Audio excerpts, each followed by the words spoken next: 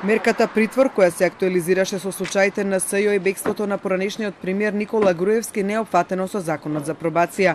Законот предвидува мерка за електронски алки за следење само за извршување мерка домашен затвор, кој го спроведува управата за извршување санкции, но не и за мерката притвор која е во надлежност на МВР.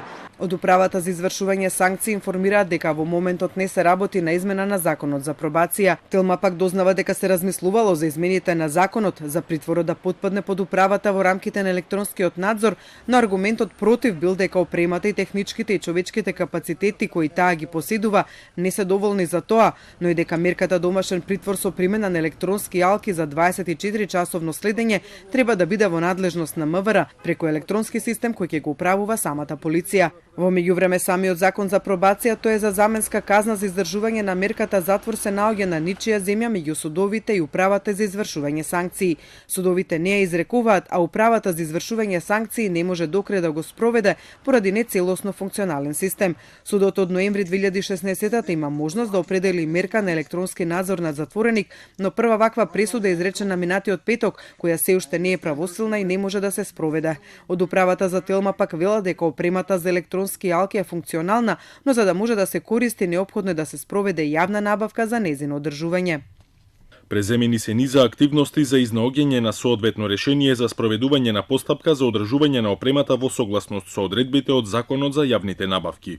Од управата одговорија и зошто досега не бил распишан тендер за одржување на опремата, иако алките се набавени во 2015-та, а законот е стапен на сила година подоцна.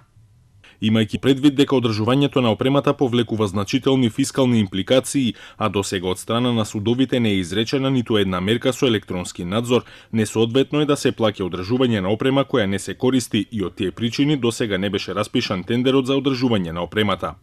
Во текот на 2017 година управата по налог на судовите постапила по 5 случаи за надзор над условно отпуштено осудено лице, во 2018 по 2 случаи, но во ниту еден од нив судот не изрекол мерка за електронски надзор. Од Кривичниот суд за примена на Законот за пробација од страна на судиите, за Телма вела дека судиите посетуваат редовни обуки поврзани со спроведување на законот, при тоа напоменуваат дека спроведувањето зависи од други технички услови кои не се во надлежност на судот.